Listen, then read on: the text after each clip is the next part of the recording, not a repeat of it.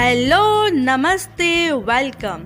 आपका अपनी show creative kitty में स्वागत है।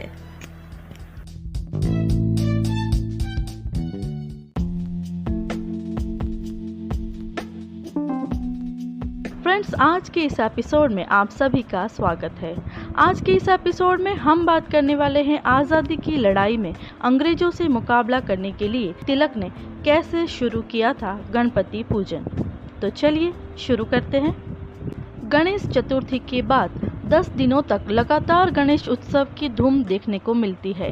गणेश चतुर्थी लोक आस्था से जुड़ा हुआ पर्व तो है ही, लेकिन स्वतंत्रता आंदोलन के इतिहास में भी इसका खास महत्व है। गणेशोत्सव की परंपरा शुरू करने में लोकमान्य बाल गंगाधर तिलक को काफी मुश्किल और विरोध का सामना करना पड़ा था। अंग्रेजों से भारत को आजादी दिलाने में सार्वजनिक गणेशोत्सव लोगों को एकजुट करने का जरिया बना। अंग्रेजों के खिलाफ लोगों की एकजुटता के लिए तिलक ने धार्मिक मार्ग चुना।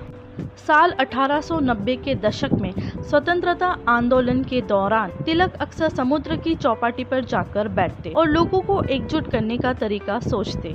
इसके बाद ही गणेशोत्सव को घरों से निकालकर सार्वजनिक स्थल पर मनाने और हर जाति के लोगों को शामिल करने की रणनीति बनाई गई। विघ्नहर्ता गणेश की पूजा भारत में बहुत पुराने समय से होती रही है। महाराष्ट्र के पेशवाओं ने गणेश उत्सव का त्योहार मनाने की परंपरा शुरू की थी। इसके बाद सार्वजनिक गणेश उत्सव शुरू करने का श्रेय तिलक को जाता है। बाल गंगाधर तिलक ने जनमानस में सांस्कृतिक चेतना जगाने, अंग्रेजों के खिलाफ संदेश देने और लोगों को एकजुट करने के लिए ही सार्वजनिक गणेश उत्सव की शुरुआत की। कांग्रेस पर 1885 से 1905 पर वर्चस्व रखने वाले व्योमेश चंद्र बैनर्जी, सुरेंद्रनाथ बैनर्जी, दादा भाई नौरोजी, फिरोज शाह मेहता, गोपाल कृष्ण गोखले, मदन मोहन मालवीय, मोतीलाल नेहरू, बदरुद्दीन तैयबजी और जी सुब्रमण्यम अय्यर जैसे नेताओं का उदारवादी खेमा नहीं चाहता था कि गरम दल के नेता तिलक सार्वजनिक गणेश उत्सव शुरू करे। इसकी वजह थी कि 1893 में मुंबई और पुणे में दंगे हुए थे। गणेश उत्सव के सार्वजनिक आयोजन से दोबारा इस तरह की घटना हो सकती थी। इसके बाद बाल गंगाधर तिलक का साथ लाला लाजपत राय, बिपिन चंद्र पाल, अरबिंदो घोष, राजनारायण बोस और अश्विनी कुमार दत्त जैसे नेताओं ने दिया और सार्वजनिक गणेश उत्सव की शुरुआत हुई।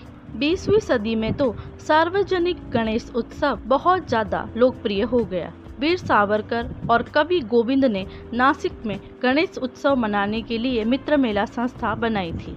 इसका काम था देशभक्तिपूर्ण मराठी लोकगीत पोवाडे आकर्षक ढंग से बोलकर सुनाना। पोवाडों ने पश्चिमी महाराष्ट्र में धूम मचा दी थी। कवि गोविंद को सुनने के लिए भीड़ उमड़ने लगी। राम रावण कथा के आधार पर लोगों में देशभक्ति का भाव जगने में सफल होते थे। लिहाजा गणेशोत्सव के जरिए आजादी की लड़ाई को मजबूत किया जाने लगा। तिलक स्वराज के लिए संघर्ष कर रहे थे। तिलक के सार्वजनिक गणेश उत्सव से 2 फायदे हुए। एक तो वह अपने विचारों को जन जन तक पहुंचा पाए और दूसरा यह कि इस उत्सव ने जनता को भी स्वराज के लिए संघर्ष करने की प्रेरणा दी और उन्हें जोश से भर दिया। तिलक की राय थी कि अंग्रेजों को यहाँ से किसी भी कीमत पर भगाना है। उन्होंने ब्रिटिश सत्ता के समक्ष हाथ फैलाने के बजाय उन्हें भारत से खदेड़ने की राह मजबूत करने में अपनी मेहनत लगाई। तिलक का मानना था कि स्वतंत्रता मांगने से कभी नहीं मिलेगी, इसे लेने के लिए खुला संघर्ष करना पड़ेगा और हर प्रकार के बलिदान के लिए तैयार रहना होगा।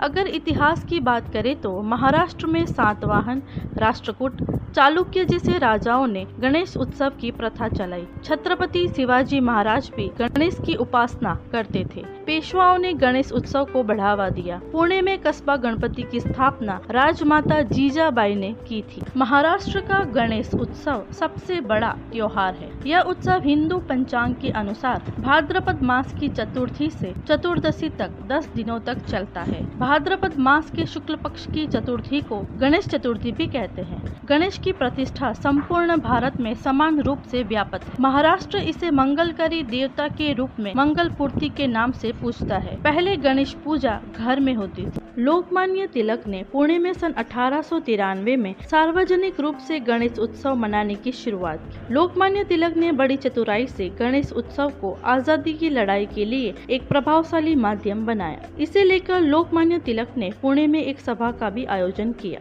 10 दिनों के इस त्योहार में हिंदुओं को एकजुट करने व देश को आजाद करने के लिए विभिन्न योजनाओं पर भी चर्चा की जाती थी। महोत्सव को सार्वजनिक रूप देते समय तिलक ने उसे केवल धार्मिक कर्मकांड तक सीमित नहीं रखा, बल्कि आजादी की लड़ाई, छुआछूत दूर करने और समाज को संगठित करने और आम आदमी का ज्ञानवर्धक करने का उसे जरिया बनाया। उसे एक आंदोलन का स्वरूप दिया। अंत में इस आंदोलन ने ब्रिटिश सरकार की नींव को हिलाने में महत्वपूर्ण योगदान दिया।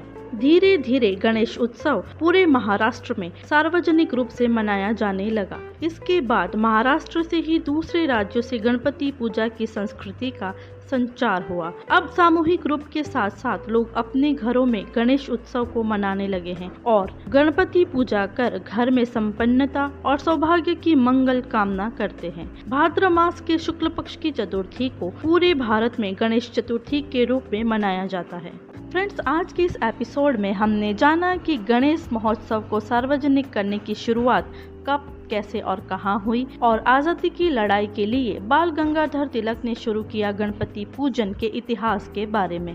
फ्रेंड्स, आज के इस एपिसोड में बस इतना ही। अगले एपिसोड में फिर मिलेंगे। तब तक के लिए happy and safe Ganesh Chaturthi. And friends, keep in mind, stay home, stay safe, stay positive and keep smiling. Bye bye.